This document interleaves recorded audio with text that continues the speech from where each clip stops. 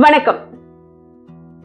நம்ம வீடுகள்ல, நம்ம குடும்பங்களிலே நம்மளுடைய உரையாடல்கள் எப்படி அமைஞ்சிருக்கு? நம்ம எந்த விதமான வார்த்தைகளை பேசுறோம், சொல்றோம் அப்படின்னு என்னைக்காவது யோசிச்சு பார்த்திருக்கீங்களா? அது ரொம்ப இனிமையான வார்த்தையா இருக்கா?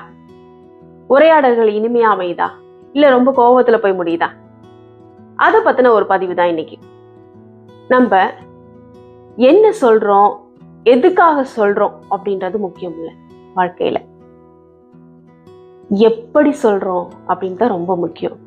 ஏன்னா அதுதான் போய் சேருது. இன்று உறவு முறைகள்ல பெரிய சிக்கலை உண்டு பண்றதே இந்த சொல் தான். அதை எப்படி சொல்றோம் அப்படின்றதுல தான் இருக்கு இல்லையா? எரிச்சலோடு ஒரு விஷயத்தை அணுகும் பொழுதும், அமைதியாகவும் பொறுமையாகவும் ஒரு விஷயத்தை அணுகும் பொழுதும் இரண்டுக்கும் உள்ள வித்தியாசம் ரொம்பவே வேறுபடும்.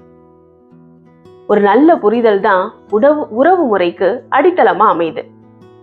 ஏன் எப்ப பார்த்தாலும் மூஞ்சி தூக்கி வச்சுட்டு இருக்க அப்படின்னு கேட்கறதுக்கும், என்ன ஆச்சு, ஏன் முகம் வாடி இருக்கு, ஏதாவது பிரச்சனையா அப்படின்னு கேட்கறதுக்கும் வித்தியாசம் இருக்கு இல்லையா? ஏன் எப்ப பார்த்தாலும் தொந்தரவு பண்ணிட்டே இருக்க அப்படின்னு கேட்கறதுக்கும், நான் கொஞ்சம் டயர்டா இருக்கேன், ஒரு அரை மணி நேரம் கழிச்சு பேசலாமா அப்படின்னு சொல்றதுக்கும் வித்தியாசம் இருக்கா இல்லையா? சொல்லுங்க. எவ்வளவு வித்தியாசம் பாருங்க. இந்த முதல் வாக்கியம், கோபத்தோட பேசின வாக்கியம், நம்ம எங்க பேசுவோம்?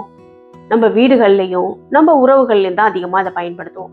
ஏன்னா நம்ம அம்மா தானே, நம்ம அப்பா தானே, நம் குழந்தைகள் தானே, என் கணவன் தானே, என் மனைவி தானே, என் உறவுகள் தானே அப்படின்னு நினைச்சு நம்ம பேசிடுவோம். ரொம்ப இயல்பா இருக்கும்னு நினைச்சு அதை பேசுவோம். இது காலப்போக்குல என்ன ஆகும்? ஒரு பெரிய விரிசலை, குடும்பத்துக்குள்ள ஒரு பெரிய பிரச்சனையை உண்டு பண்ணும் இல்லையா? இதுதான் வள்ளுவர் ரொம்ப அழகா சொல்லியிருப்பார். இனிய உளவாக இன்னாத கூறல் கனி இருப்ப காய் கவர்ந்தற்று. இனிமையான சொற்கள் பேசுவதற்கு இருக்கும் பொழுது ஏன் கடுமையான சொற்களை பயன்படுத்துறீங்க அப்படின்னு சொல்லுவார்.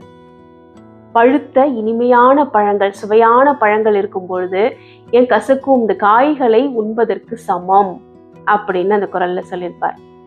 அது போலதாங்க இதுவும். நம்ம உறவு முறைகள்ல நம்ம இனிமையான வார்த்தைகளையும் அன்பான வார்த்தைகளையும் பேசி பழகும் பொழுது நம்முடைய வாழ்க்கை மிகவும் அழகாகவும் இனிமையாகவும் இருக்கும். அதனால நம்ம என்ன பேசுறோம், என்ன சொல்றோம், எதுக்காக சொல்றோன்றதை விட எப்படி சொல்றோம் அப்படின்றது தான் ரொம்ப முக்கியம். நீங்க என்ன சொல்றீங்க?